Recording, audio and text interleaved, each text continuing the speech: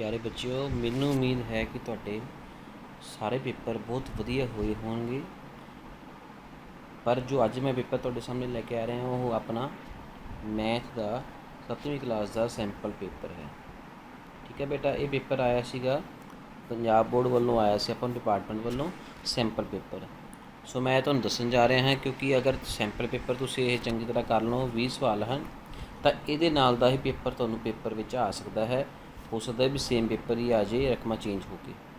सो इनू चंगी तरह ध्यान नाल देखना है, कापी तो 2-3 बार करके देखना है। उस तो बाद जो तुहाडा फाइनल पेपर आएगा उसनू चंगी तरह ध्यान नाल देख के फिर करना है। अगर कोई सवाल तुहानूं ना पता लगे तो तुसीं कमेंट बॉक्स में भी लिख सकते हो, या अपने टीचर्स तो पूछ सकते हो जो तुहानूं पढ़ा रहे हैं। पहला सवाल देखो बेटा, की लिखा है, दशमलव भिन्न 12.35 नूं प्रतिशत विच बदलो।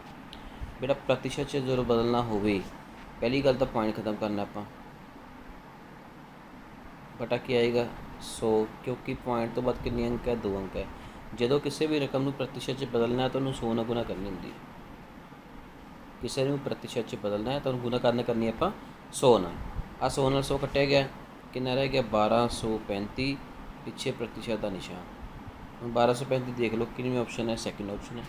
इसका मतलब अपना आंसर क्या आ जाएगा, बी 1235 प्रतिशत। ठीक है। सैकेंड सवाल है, -2/7 की तुल भिन्न किहड़ी है। बेटा तुल भिन्न की हुंदा, तुल भिन्न हुंदा भी जो दो भिन्स आपां दित्तियां तो दोनों भिन्न बराबर होनी चाहिए। देखने च नहीं लगती बराबर, पर जिहड़ी दूसरी भिन्न हुंदी है अगर वो आपां उहदा सरलतम रूप कढ़ दईए तो वह पहली के बराबर होनी चाहिए है। जिवें मैली रकम लिखी है -4/14, मैंने थोड़ा वड्डा करके लिख देना इत्थे। -4/14 आप कट के वेखते हैं, सरलता रूप करके वेखते हैं। अगर ये -2/7 बन गई तो यह तुल भिन्न होएगी। सरलता रूप की होंगे भी दोनों रकम एको पहाड़े पर ही कट्टनी है। 4 नूं 2 ते भाग करके 2, 14 2 ते भाग करके 7, ये आ गया जी -2/7। इसका मतलब आ गया फिर ਇਹਦਾ मतलब पहली ऑप्शन ही अपना आंसर आ जाएगी तुल भिन्न दी।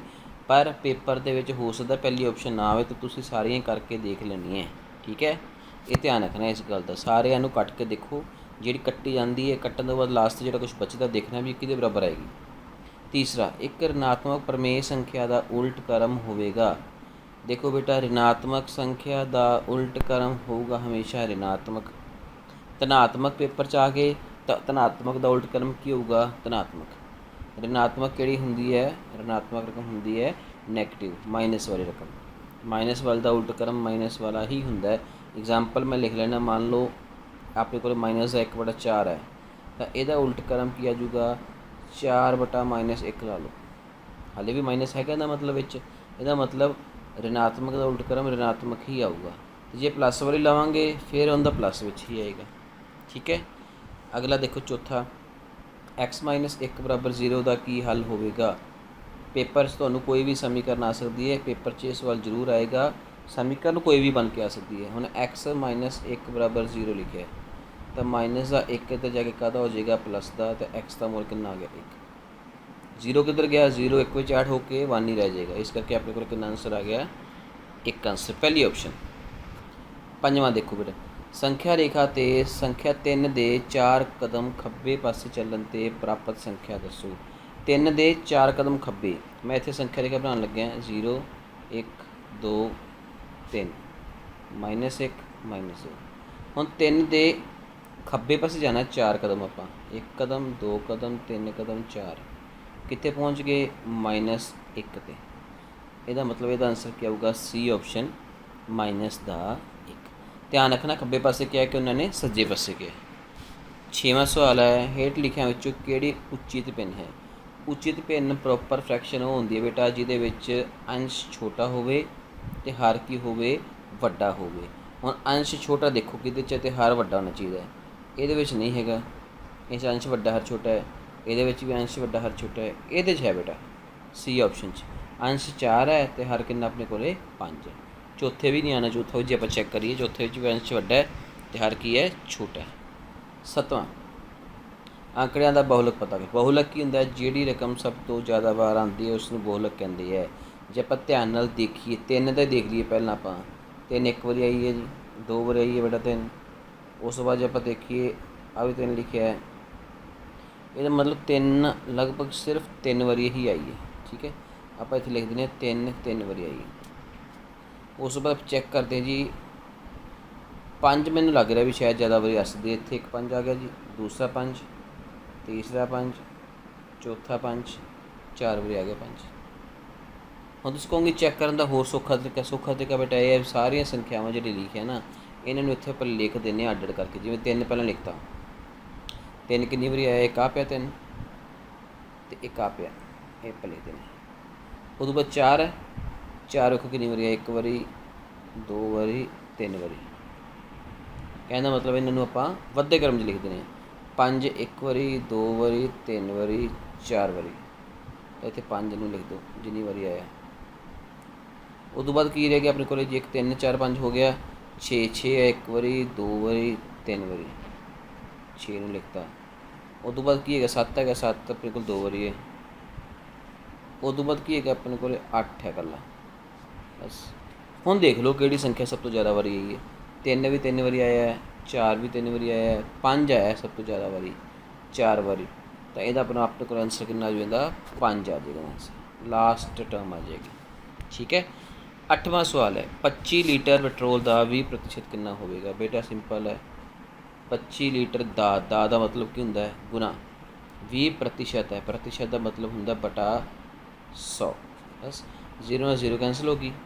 ਇੱਥੋਂ ਤੁਸੀਂ ਕੱਟਣਾ ਕੱਢ ਦਿਓ, ਕੱਟ ਕੇ ਆਨਸਰ ਸੌਖਾ ਆ ਜਾਂਦਾ। ਹੁਣ 2 ਨਾਲ ਆਪਾਂ ਨੂੰ ਪਤਾ 10 ਕੱਟਿਆ ਜਾ ਸਕਦਾ, 2 ਦੇ ਪੜ 'ਤੇ 2 ਕੱਟਾਂਗੇ 1 ਅਤੇ 10 ਕੱਟਾਂਗੇ 5। 5 ਨਾਲ 25 ਕਰਕੇ ਕਿੰਨਾ ਆ ਜਾਊਗਾ 5। ਇਹਦਾ ਮਤਲਬ ਆਪਣੇ ਕੋਲ ਆਨਸਰ ਕਿੰਨਾ ਆਊਗਾ ਇਹ 5। ਆ ਭਾਈ ਲਾਸਟ ਆਪਸ਼ਨ 5 ਲੀਟਰ।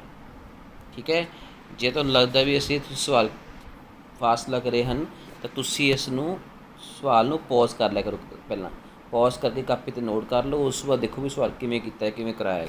ਉਸ ਤੋਂ ਬਾਅਦ ਉਹਨੂੰ ਸੁਣ ਕੇ ਸਮਝ ਸਕਦੇ ਹੋ।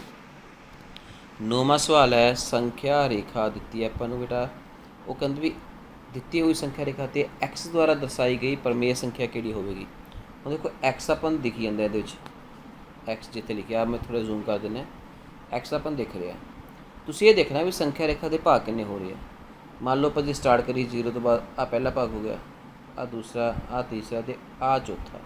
ਇਹਦਾ ਮਤਲਬ 4 ਹਿੱਸੇ ਹੋ ਰਹੇ ਆ। ਜੇ 4 ਹਿੱਸੇ ਹੋ ਰਹੇ ਆ ਇਹਦਾ ਮਤਲਬ ਬਟੇ ਵਿੱਚ ਤਾਂ 4 ਆਏਗਾ। ਹੁਣ ਐਕਸ ਵੇਖ ਲਓ ਕਿੰਨੇ ਹਿੱਸੇ 'ਤੇ ਹੈ, ਪਹਿਲੇ ਹਿੱਸੇ 'ਤੇ ਹੈ ਕਿ ਦੂਜੇ 'ਤੇ ਹੈ, ਪਹਿਲੇ 'ਤੇ ਹੈ ਨਾ। ਇਹਦਾ ਮਤਲਬ ਕਿੰਨਾ ਜੋ 1/4, ਪਹਿਲੀ ਆਪਸ਼ਨ।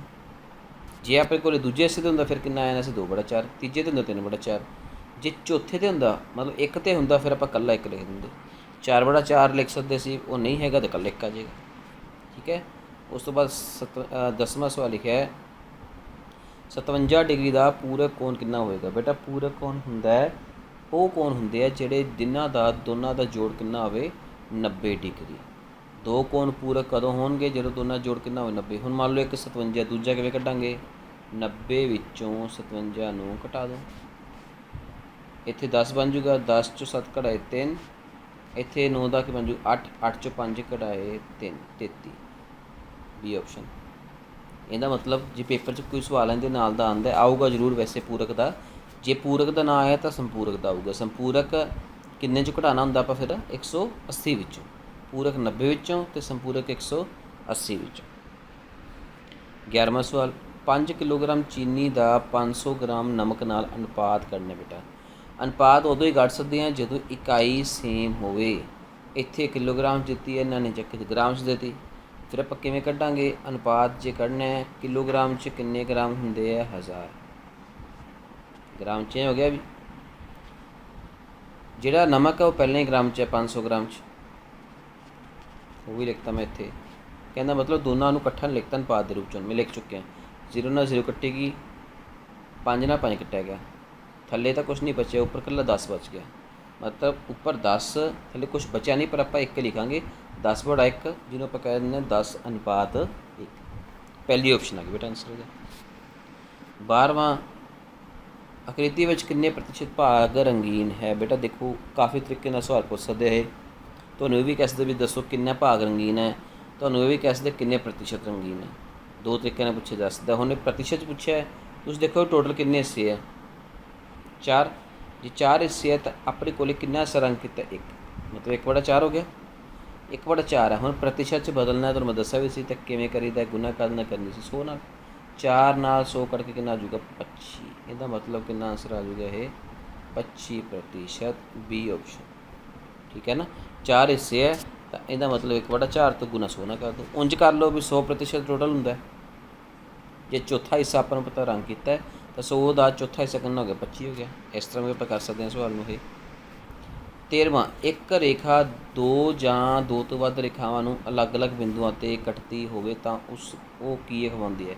ਬੇਟਾ ਦੇਖੋ, ਮੰਨ ਲਓ ਦੋ ਰੇਖਾਵਾਂ ਆ, ਇੱਕ ਰੇਖਾ ਇਹਨਾਂ ਨੂੰ ਕੱਟੀ ਜਾਂਦੀ ਹੈ, ਆਹ ਰੇਖਾ ਕੱਟੀ ਜਾਂਦੀ ਹੈ, ਦੋ ਰੇਖਾਵਾਂ ਨੂੰ ਅਲੱਗ-ਅਲੱਗ ਬਿੰਦੂਆਂ 'ਤੇ ਕੱਟ ਰਹੀ ਹੈ। ਆ ਬਿੰਦੂ ਅੱਡ ਹੋ ਗਏ। ਕਦੇ ਆਹ ਰੇਖਾ ਦਾ ਨਾਮ ਦੱਸੋ ਕੀ ਹੈ, ਇਹਦਾ ਨਾਮ ਕੀ ਆਏਗਾ। ਦੇਖੋ ਇਸ ਰੇਖਾ ਦਾ ਕੀ ਨਾਮ ਆਏਗਾ। ਹੁਣ ਆਪਾਂ ਨੂੰ ਦਿਖੀ ਜਾਂਦਾ ਵੀ ਜੇ ਕੋਈ ਰੇਖਾ ਕੋਈ ਦੋ ਅਲੱਗ-ਅਲੱਗ ਰੇਖਾਵਾਂ ਨੂੰ ਕੱਟੇ ਤਾਂ ਉਹ ਕਾਟਵੀਂ ਰੇਖਾ ਹੀ ਹੋ ਸਕਦੀ। ਫਿਰ ਕਿਹੜੀ ਰੇਖਾ ਹੋ ਸਕਦੀ, ਸਿਰਫ ਉਹ ਕਾਟਵੀਂ। ਕਾਟਵੀਂ ਰੇਖਾ ਉਹ ਹੁੰਦੀ ਹੈ ਜਿਹੜੀ ਇੱਕ ਰੇਖਾ ਕਿਸੇ ਹੋਰ ਰੇਖਾ ਨੂੰ ਅੱਡ-ਅੱਡ ਬਿੰਦੂਆਂ 'ਤੇ ਕੱਟਦੀ ਹੈ। ਠੀਕ ਹੈ। 14ਵਾਂ ਸਵਾਲ, ਦੋ ਪੂਰਕ ਕੋਣਾਂ ਦੇ ਮਾਪਾਂ ਦਾ ਅੰਤਰ 8 ਹੈ, ਕੋਣ ਦਾ ਮਾਪ ਦੱਸੋ। ਦੇਖੋ ਬੇਟਾ, ਪੂਰਕ ਕੋਣ ਉਹ ਹੁੰਦੇ ਆ ਜਿਨ੍ਹਾਂ ਦਾ ਜੋੜ ਕਿੰਨਾ ਹੋਵੇ। ਪਹਿਲਾਂ ਦੱਸਿਆ ਸੀ ਤੁਹਾਨੂੰ ਮੈਂ 90 ਡਿਗਰੀ। ਠੀਕ ਹੈ, ਵੈਰੀ ਗੁੱਡ। ਹੁਣ ਮਾਪਾਂ ਦਾ ਅੰਤਰ ਕਿੰਨਾ ਲਿਖਿਆ ਇਹਨਾਂ ਨੇ 8। ਜੇ ਆਪਾਂ ਸਵਾਲ ਕੱਢੀਏ ਤਾਂ ਕੱਢਣ ਤੋਂ ਪਹਿਲਾਂ ਆਪਾਂ ਆਪਸ਼ਨਾਂ ਚੈੱਕ ਕਰ ਲੈਣੇ ਬੇਟਾ। ਆਪਾਂ ਆਪਸ਼ਨਾਂ ਵਿੱਚੋਂ ਹੀ ਦੇਖ ਲੈਂਦੇ ਸਵਾਲ ਕਿਵੇਂ ਹੋ ਸਕਦਾ ਹੈ। ਆਪਸ਼ਨਾਂ ਵਿੱਚੋਂ ਜੇ ਆਪਾਂ ਦੇਖੀਏ ਤਾਂ ਅੰਤਰ ਕਿੰਨਾ ਹੋਣਾ ਚਾਹੀਦਾ 8। ਦੇਖੋ ਬੇਟਾ, ਵੈਸੇ ਸਾਰਿਆਂ ਦਾ ਅੰਤਰ 8 ਹੀ ਆਊਗਾ। ਮੇਰੇ ਕੋਲ ਇਹਨਾਂ ਨੇ ਸਾਰਿਆਂ ਦਾ 8 ਹੀ ਲਿਖਿਆ ਹੈ। 40 ਅਤੇ 32 ਦਾ ਅੰਤਰ ਕਿੰਨਾ ਆ ਗਿਆ 8। 44 ਅਤੇ 36 ਦਾ ਡਿਫਰੈਂਸ 8 ਹੋ ਗਿਆ। 38 ਅਤੇ 30 ਦਾ 8 ਲਿਖਿਆ ਇਹਨਾਂ ਨੇ। 66 ਅਤੇ 58 ਦਾ ਵੀ 8 ਹੀ ਡਿਫਰੈਂਸ ਆਊਗਾ। ਪਰ ਆਪਾਂ ਚੈੱਕ ਕਰਨਾ ਵੀ ਜੋੜ ਨੂੰ ਵੀ 90 ਬਣਨਾ ਚਾਹੀਦਾ ਹੈ। ਹੁਣ ਜੋੜ 90 ਚੈੱਕ ਕਰੀਏ, ਇਹਨਾਂ ਦਾ ਜੋੜ ਤਾਂ 72 ਬਣ ਰਿਹਾ, 90 ਹੀ ਨਹੀਂ ਬਣ ਰਿਹਾ। ਇਹਦਾ ਜੋੜ ਆਪਣੇ ਕੋਲ ਕਿੰਨਾ ਬਣ ਰਿਹਾ 80, 90 ਇਹਦਾ ਵੀ ਨਹੀਂ ਬਣ ਰਿਹਾ। ਇਹਦਾ ਜੋੜ ਬਣ ਰਿਹਾ 68, ਇਹਦਾ ਵੀ 90 ਨਹੀਂ ਬਣ ਰਿਹਾ। ਇਹਦਾ ਜੋੜ ਕਿੰਨਾ ਬਣ ਰਿਹਾ ਆਪਣੇ ਕੋਲ 124। ਇਸ ਸਵਾਲ ਵਿੱਚ ਰਕਮ ਥੋੜ੍ਹੀ ਗਲਤ ਕਰਤੀ ਉਹਨਾਂ ਨੇ ਬੇਟਾ। ਇੱਥੇ ਰਕਮ ਜਿਹੜੀ ਹੈਗੀ ਹੈ ਨਾ, ਇੱਥੇ 36 ਦੀ ਥਾਂ 'ਤੇ 46 ਆਉਣਾ ਸੀਗਾ। ਰਕਮ ਗਲਤ ਲਿਖੀ ਹੈ ਉਹਨਾਂ ਨੇ। ਇਸ ਕਰਕੇ ਧਿਆਨ ਰੱਖਣਾ, ਪੇਪਰ ਵਿੱਚ ਰਕਮ ਵੈਸੇ ਸਹੀ ਹੀ ਆਏਗੀ, ਸ਼ੋਰ ਹੀ ਇਹ ਗੱਲ, ਇਹਦੇ 'ਚ ਕੋਈ ਘਬਰਾਉਣ ਵਾਲੀ ਗੱਲ ਨਹੀਂ। ਉਦੋਂ ਚੈੱਕ ਕਰਨੀ ਤੁਸੀਂ ਆਪਸ਼ਨਸ। ਸਵਾਲ ਜੇ ਆਪਾਂ ਕੱਢਣ ਲੱਗਾਂਗੇ ਤਾਂ ਉਸ 'ਚ ਟਾਈਮ ਲੱਗ ਸਕਦਾ। ਤੁਸੀਂ ਆਪਸ਼ਨਸ ਦੇਖਣੀਆਂ, ਆਪਸ਼ਨਸ ਤੋਂ ਵੀ ਸਵਾਲ ਕਲੀਅਰ ਹੋ ਜਾਂਦਾ ਹੈ। ਪਹਿਲਾਂ ਚੈੱਕ ਕਰੋ ਵੀ ਅੰਤਰ ਸੇਮ ਹੈ ਸਾਰਿਆਂ ਦਾ, 8-8 ਹੀ ਆ ਰਿਹਾ। ਉਦੋਂ ਬਾਅਦ ਤੁਸੀਂ ਚੈੱਕ ਕਰਨਾ ਵੀ ਇਹਨਾਂ ਦਾ ਜੋੜ, ਜੇ ਪੂਰਾ ਕੋਣ ਦਿੱਤੇ ਆ ਤਾਂ ਦੋਨੇ ਅੰਕਾਂ ਦਾ ਦੋਨਾਂ ਕੋਣਾਂ ਜੋੜ ਕਿੰਨਾ ਹੋਣਾ ਚਾਹੀਦਾ 190 ਡਿਗਰੀ ਹੋਣਾ ਚਾਹੀਦਾ ਹੈ, ਅਤੇ ਸੰਪੂਰਕ ਵੇਲੇ ਕਿੰਨਾ ਹੋਣਾ ਚਾਹੀਦਾ 180 ਡਿਗਰੀ ਹੋਣਾ ਚਾਹੀਦਾ। ਠੀਕ ਹੈ ਬੇਟਾ, ਇਹ ਆਪਸ਼ਨ ਇਹ 'ਚ ਗਲਤ ਸੀਗੀ। ਜੇ ਆਪਾਂ ਇੱਥੇ 4 ਲਾਵਾਂਗੇ ਫਿਰ ਇੱਥੇ 90 ਆ ਜਾਊਗਾ। ਠੀਕ ਹੈ, ਪੇਪਰ ਵਿੱਚ ਤੁਹਾਨੂੰ ਵੈਸੇ ਸਹੀ ਆਪਸ਼ਨ ਹੀ ਆਊਗੀ। 15ਵਾਂ, ਉਹ ਸੰਖਿਆ ਕਿਹੜੀ ਹੈ ਜਿਸ ਦੇ 1/4 ਵਿੱਚ 5 ਜੋੜਨ 'ਤੇ 9 ਪ੍ਰਾਪਤ ਹੁੰਦਾ ਹੈ। ਹੁਣ ਦੇਖੋ ਬੇਟਾ, 1/4 'ਚ 5 ਜੋੜਨਾ ਹੈ ਅਤੇ 9 ਪ੍ਰਾਪਤ ਹੋਣਾ ਚਾਹੀਦਾ ਹੈ। ਜੇ ਆਪਾਂ ਸਵਾਲ ਕਰਾਂਗੇ ਤਾਂ ਸਵਾਲ ਕਿਵੇਂ ਹੋਊਗਾ ਵੀ ਆਪਾਂ ਐਕਸ ਮੰਨ ਲੈਣੇ ਸੰਖਿਆ, ਤਾਂ ਐਕਸ ਦਾ 1/4 ਮਤਲਬ ਕੀ ਹੁੰਦਾ 1/4 ਨਾਲ ਗੁਣਾ ਕਰ ਦਈਏ। ਉਹਦੇ 'ਚ ਕਿੰਨਾ ਜੋੜਨਾ ਹੈ 5 ਅਤੇ ਬਰਾਬਰ ਕਿੰਨਾ ਹੋਣਾ ਚਾਹੀਦਾ 9। ਫਿਰ ਆਪਾਂ ਸਵਾਲ ਇਸ ਤਰ੍ਹਾਂ ਕਰਨਾ। ਅਗਰ ਆਪਾਂ ਇਸ ਤਰ੍ਹਾਂ ਨਹੀਂ ਕਰਨਾ, ਸਿੱਧੀਆਂ ਰਕਮਾਂ ਦੇ ਕੇ ਕਰਨਾ ਤਾਂ ਉਹ ਵੀ ਹੋ ਜਾਊਗਾ ਸੌਖਾ ਹੈ। ਕਿਵੇਂ, 12 ਹੈ, 12 ਦਾ 1/4 ਗਿਆ ਮਤਲਬ ਚੌਥਾ ਹਿੱਸਾ, ਅਤੇ 12 ਦਾ ਚੌਥਾ ਹਿੱਸਾ ਕਿੰਨਾ ਹੁੰਦਾ 3। 3 ਵਿੱਚ ਕਿੰਨਾ ਜੋੜਨਾ ਆਪਾਂ 5, ਬਣ ਕਿੰਨਾ ਗਿਆ 8, ਆਉਣਾ ਕਿੰਨਾ ਚਾਹੀਦਾ ਸੀਗਾ 9, ਗਲਤ ਹੋ ਗਏ, ਪਹਿਲੀ ਆਪਸ਼ਨ ਨਹੀਂ ਆਊਗੀ। ਹੁਣ ਆਪਾਂ ਦੇਖਾਂਗੇ ਦੂਸਰੀ ਆਪਸ਼ਨ 16 ਵਾਲੀ। ਠੀਕ ਹੈ, ਆਹ ਆਪਸ਼ਨ ਦੇਖਦੇ ਹਾਂ। 16 ਦਾ ਚੌਥਾ ਹਿੱਸਾ 4, ਕੱਟ ਕੇ 4 ਆ ਗਿਆ, ਵਿੱਚ ਕਿੰਨਾ ਜੋੜਾਂਗੇ ਆਪਾਂ 5, ਕਿੰਨਾ ਆ ਗਿਆ 9, ਸਹੀ ਆ ਗਿਆ। ਇਹਦਾ ਮਤਲਬ ਆਪਣੇ ਕੋਲ ਆਪਸ਼ਨ ਕੀ ਆ ਜੂਗੀ, ਸੈਕਿੰਡ ਆਪਸ਼ਨ ਆਨਸਰ ਆਏਗੀ। ਪਤਾ ਲੱਗਿਆ ਕਰਨਾ ਕਿਵੇਂ, ਕਰਨ ਦਾ ਮੈਥਡ ਵੇਖ ਲਓ ਬਸ ਕਿਵੇਂ ਕਰਨਾ। ਤੁਸੀਂ ਆਪਸ਼ਨਸ ਦੇਖੋ, ਆਪਸ਼ਨਸ ਨੂੰ ਹੀ ਉਸੇ ਤਰ੍ਹਾਂ ਹੀ ਕੈਲਕੂਲੇਟ ਕਰਦੇ ਰਹਿਣਾ ਜਿਵੇਂ ਜਿਵੇਂ ਉਹਨਾਂ ਨੇ ਦੱਸਿਆ। ਠੀਕ ਹੈ। 16ਵਾਂ, 46 ਦਾ 1/2 ਪਤਾ ਕਰੋ। ਸਿੰਪਲ ਹੈ, 46 ਦਾ ਮਤਲਬ ਤੁਹਾਨੂੰ ਮੈਂ ਦੱਸਿਆ ਸੀ ਪਹਿਲਾਂ ਵੀ ਗੁਣਾ ਹੁੰਦਾ 1/2, 2 ਨਾਲ 46 ਕਰਕੇ ਕਿੰਨਾ ਆਊਗਾ 23, 2 ਦੇ ਪੜਤੇ 46 ਕੱਢ ਦਿਓ, 23 ਆਨਸਰ ਆ ਗਿਆ। 23 ਆਨਸਰ ਸੈਕਿੰਡ ਆਪਸ਼ਨ। ਸਿੰਪਲ ਸਵਾਲ ਸੀ ਬੇਟਾ ਇਹ ਵੀ। ਠੀਕ ਹੈ। 17ਵਾਂ ਲਿਖਿਆ, ਦਿੱਤੇ ਗਏ ਕਥਨ ਕਿਸੇ ਸੰਖਿਆ ਦੇ 7 ਗੁਣਾ ਵਿੱਚੋਂ 6 ਘਟਾਉਣ 'ਤੇ 9 ਪ੍ਰਾਪਤ ਹੁੰਦਾ ਹੈ, ਸਮੀਕਰਨ ਵਿੱਚ ਦੇ ਰੂਪ ਵਿੱਚ ਲਿਖੋ। ਅਗਰ ਕੋਈ ਸੰਖਿਆ ਕਿਹਾ ਹੈ ਤਾਂ ਆਪਾਂ ਸੰਖਿਆ ਕਿੰਨੀ ਮੰਨ ਲੈਣੀ ਇਹਦੇ 'ਚ x, ਉਹਦਾ 7 ਗੁਣਾ ਕਰਨਾ। ਹੁਣ x ਦਾ 7 ਗੁਣਾ ਕਿੰਨਾ ਹੁੰਦਾ 7x, ਉਹਦੇ 'ਚੋਂ 6 ਘਟਾਉਣਾ ਹੈ, 6 ਘਟਾ ਦਿੰਦੇ ਆਪਾਂ, ਅਤੇ ਪ੍ਰਾਪਤ ਕਿੰਨਾ ਚਾਹੀਦਾ 9। ਮਤਲਬ ਕੀ ਬਣ ਗਈ ਰਕਮ ਫਿਰ 7x - 6 ਬਰਾਬਰ 9, ਸੈਕਿੰਡ ਆਪਸ਼ਨ। ਰਕਮ ਦਾ 7 ਗੁਣਾ 7x ਹੋ ਗਿਆ, 6 घटाना है माइनस का 6 तो बराबर कितना आ जाऊगा 9 आ जाऊगा। अपने को आंसर क्या आ जाऊगी सैकेंड ऑप्शन। ठीक है। 18वां लिखा है 8/3 तो -9/4 का मुल पता करो। देखो बेटा मुल पता करना है उही समय के भी कट के लिखना, आप कट के जिन्ना आंसर आ जाऊगा आप लिख देंगे। अपने को की लिखा इन्होंने 8/3 तो माइनस का 9/4, 4 के पढ़ 8 करके कितना आ गया 2, 3 के पढ़ 9 करके कितना आ गया 3। हूँ उपर आ गई गुना, इन्ना 2 की गुना हो जूगी, 3 दूनी 6, अगे माइनस का निशान भी है बटे च कला 1 ही है, -6/1 जिन्होंने आप -6 कह दें। -6 कि ऑप्शन है देख लो बेटा लास्ट ऑप्शन। ठीक है ना। पेपर में इस नाल का भी सवाल आ सकता है क्योंकि बहुत इंपोर्टेंट है तो सिंपल सवाल है। आप कटिंग करनी है जिन्ना कट्टिया जाए, जे ना कट्टिया जाए तो गुना कर दो, उपरले उपरले गुना कर दो, निचले निचले गुना कर दो। ठीक है। 19वां सवाल है समीकरण नूं हल करो। ये भी उस तरह ही है कि लिखी रकम अपने को 2Q + 6 = 12। हल करने का मतलब होंदा है भी जिहड़ा भी XYZ कुछ भी लिखा है इंग्लिश अल्फाबेट जिन्हों आप चल संख्या कह दें आप मुल करना, आप क्या उदा मुल करना। मेन अपना बेसिक काम यह है। 6 तो जाके कहता हो जूगा अपने को माइनस का, 12 चो 6 कढ़ा किन्ने रह गए 6। ठीक है। हुण आप की करना है क्या उदा मुल करना है 6/2 नहीं चाहिए, ये डिवाइड हो जूगा जरा के तो 6 नाल 2 करके कितना आऊगा 3। क्या उदा मुल कितना आ गया अपने को 3 आ गया। यदा मतलब आंसर कितना आ जाऊगा सी ऑप्शन। ठीक है। 20वां सवाल दिते गए अनुसार शिखर सन्मुख कोणों का जोड़ा किहड़ा है। बेटा शिखर सन्मुख का जोड़ा इत्थों पहले तुहानूं मैं दिखा दिना है भी शिखर सन्मुख हुंदे किहड़े है। कोई भी दो रेखावां काटवियां होण, मान लो मैं इत्थे डायग्राम बनाती इस तरह, तो आ कौन शिखर सन्मुख होणगे एक दूसरे के सामने वाले ना। दो रेखावां काटवियां किहड़ी बनदी है, एक आ बनदी काटवी रेखा ते एक आ बनदी। मैं तुहानूं देखो डायग्राम बना रहे इन्ना तुहानूं बिल्कुल क्लीयर हो जू। आ दो रेखावां काटवियां बन रही है तो शिखर सन्मुख हुण फिर किहड़े बन जाणगे 4 ते 1 ही बनूगा। हुण यही 2 क्यों को बने क्योंकि बेटा 2 तो सामने 5 वाला बन नहीं रहा, 5 पूरा है तो इधरों 2 तो 3 अद्धे दे बन गए, तो बन नहीं सकते। इसका मतलब 1 ते 4 शिखर सन्मुख बननगे 1 ते 4। हुण आप ऑप्शन देखते हैं कि आऊगी बेटा पहली ऑप्शन 1 ते 4 ऑप्शन पहली ऑप्शन आएगी अपने को शिखर सन्मुख की। ठीक है बेटा मैनू लगता है भी तुहानूं सारे सवाल समझ लग गए होणगे। इन्हां सवालों नूं कापी ते करो, करन तो बाद इहदी रिवीजन करो 1-2 बारी क्योंकि पेपर विच इसे पैटर्न के ही तुहानूं सवाल आउणगे। ठीक है। ठीक है बेटा हुण एक होर काम करना भी जिहड़ियां तुहानूं चैनल हैगा मेरा उन्होंने सबसक्राइब जरूर करना है क्योंकि जे सबसक्राइब करोगे तो तुहानूं अगे तो होर वीडियोज़ तुहाडे अपने आप ही मोबाइल विच आउंदियां रहणगीਆਂ। ठीक है बेटा थैंक यू।